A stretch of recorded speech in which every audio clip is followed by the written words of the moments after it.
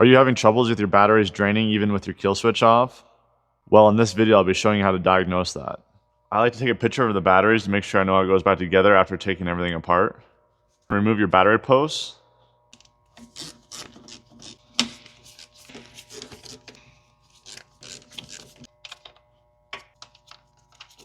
Remove all battery cables.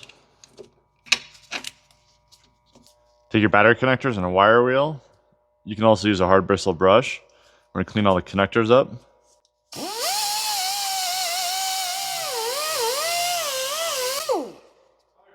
You want to get these as clean as you can because that can cause a voltage draw. We're also going to clean the battery posts themselves. With everything cleaned up, we're going to charge each battery individually. I like to use an intelligent battery charger in cases like this because you can just turn it on and walk away. It'll automatically charge the battery for you and turn off when it's fully charged. We're going to hook the negative and positive. Then we're going to go to 2 amps and click on. It's going to start charging. We're going to do that for all 3 batteries until they're fully charged. With all 3 batteries fully charged, we're going to go ahead and load test the batteries. The recommendation for load testing is to load test at your cold cranking amps for 15 seconds. I don't like to go that long because it puts strain on the battery. Usually if you have a bad battery, the second you crank it up to the cold cranking amps, it'll drop into the red and it needs to be replaced.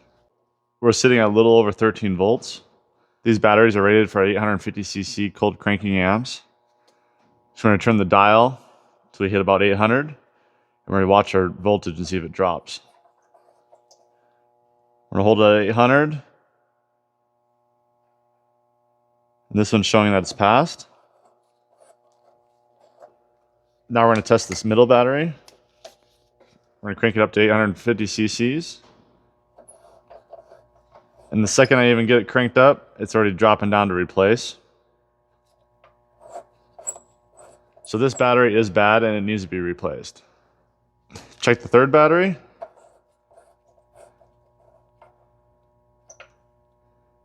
This one's holding just on the very edge. This battery is marginal. It did hold and stay in the green, but this middle battery is definitely bad. So I'm going to replace this middle battery and that should fix my battery drain. After I replace this battery, I'm going to rehook up all my connections. The reason for doing this test is instead of replacing all batteries, I'm able just to replace one and it can save you some money. If you enjoyed this video and found it helpful, please check out my channel, How2Mechanics. I make tons of how-to videos on all sorts of things. You name it, I work on it. We'll see you guys next time.